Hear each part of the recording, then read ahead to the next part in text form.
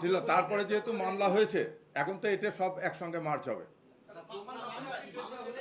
না, যথেষ্ট প্রমাণ আছে। ঠিক আছে, ধন্যবাদ। এইভাবে আপনারা সবাই অবগত আছেন যে সম্প্রতিকালে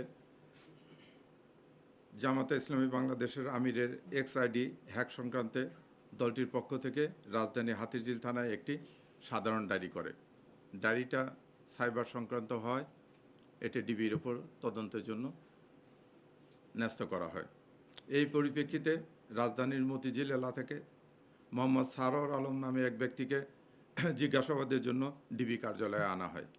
এই ঘটনায় ইতিমধ্যেই হাতিরঝিল থানায় একটি নিয়মিত মামলা রুজু করা হয়েছে। নিবিড় তদন্তের জন্য মামলাটির তদন্তভার ঢাকা মহানগর গোয়েন্দা পুলিশের উপর ন্যস্ত করা হয়েছে। জিজ্ঞাসাবাদের জন্য আনিত ব্যক্তির কর্মস্থল হতে তার ব্যবহৃত মোবাইল ফোন, কম্পিউটারের হার্ড ডিস্ক এবং অন্যান্য ইলেকট্রনিক সামগ্রী জব্দ করা হয়েছে।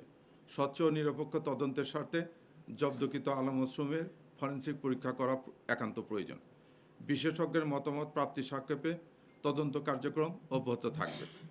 ঢাকা মহানগর গোয়েন্দা পুলিশ বর্তমানে বিষয়টি পেশাদারিত্বের সাথে এবং গুরুত্ব সহকারে তদন্ত করছে। এই বিষয়ে সামাজিক যোগাযোগ মাধ্যমে অহেতুক বিভ্রান্তি না ছড়ানোর জন্য এবং সুষ্ঠু ও নিরপেক্ষ তদন্তের স্বার্থে পুলিশকে সহযোগিতা করার জন্য আমি সকলকে বিনীত অনুরোধ জানাচ্ছি। ধন্যবাদ। আচ্ছা, প্রশ্ন আপনারা টু দ্য পয়েন্ট করবেন এবং প্রশ্ন রিপিট না করার জন্য বিনীত অনুরোধ জানাচ্ছি। জি, প্রাসঙ্গিক জি, কালকে মধ্যরাত্রে। আজকে মামলা যখন হয়েছে গ্রেপ্তার দেখাচ্ছে হাতিরঝিল থানায়।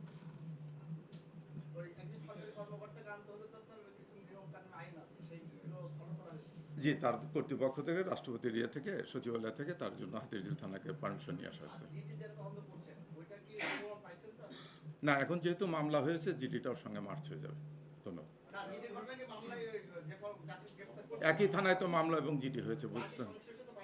এটা তদন্ত করে, এটা ফরেনসিক রিপোর্ট না আসলে তো বলা যাবে না। মামলা হয়েছে না, তার ভিতর মামলা হয়েছে না। আমরা না, এটা হাতিরঝিল থানায় গ্রেপ্তার করেছে। ভাই বারবার বলতেছি একটা প্রশ্ন করবেন, একটা প্রশ্ন এবং একজন একটা বেশি প্রশ্ন করবেন না, আর প্রশ্ন রিপিট না করার জন্য অনুরোধ করছি। তাহলে ব্যাপারটা এরকম যে জামাতি ইসলামীর পক্ষ থেকে হাতিরঝিল থানায় যে মামলা দায়ের করা হয়েছে সেই মামলায় এফআইআর এ ওনার নাম আছে। যেহেতু উনি এফআইআর ভুক্ত আসামি, এই কারণে এখন তাকে গ্রেপ্তার দেখাচ্ছে হাতিরঝিল থানা পুলিশ। জি, আপনারা জিজ্ঞাসাবাদ শেষ করেছেন। জি, তার ব্যবহৃত যে ডিভাইসগুলো আছে সেইগুলো সিজ করে আপনারা ফরেনসিক পরীক্ষার জন্য পাঠাবেন। হ্যাঁ, কিন্তু যার মোবাইল, যার অ্যাকাউন্ট হ্যাক হয়েছে, যে ডিভাইস থেকে হয়েছে, সেই ডিভাইস কি জব্দ করা হবে? তদন্তের স্বার্থে যা যা করা দরকার সবই করা হবে। মামলা তো কেবল আজকে দায়ের হয়েছে। ধন্যবাদ। না, আর প্রশ্ন আছে? জি, আপনারা যে জিডিটা তদন্ত করলেন, আপনি ইতিমধ্যে বলেছেন সামাজিক যোগাযোগ মাধ্যমে নানা ধরনের লেখালেখি হচ্ছে, আমরা বিভিন্ন মাধ্যমে জানতে পেরেছি আপনার ডিবি টিম যারা তদন্ত করেছে তারা কোনো ধরনের সম্পৃক্ততা না পাওয়ায় তারা গ্রেপ্তারে রাজি হয়নি। আপনি তাদেরকে প্রেসার ক্রিয়েট করেছেন এবং আজকে তারা এই সংবাদ সম্মেলন বর্জন করেছে। না, মামলা হয়েছে, মামলা হয়েছে, মামলায় গ্রেপ্তার হয়েছে।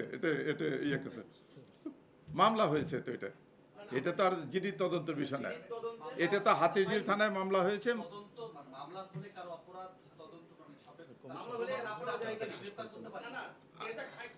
জি,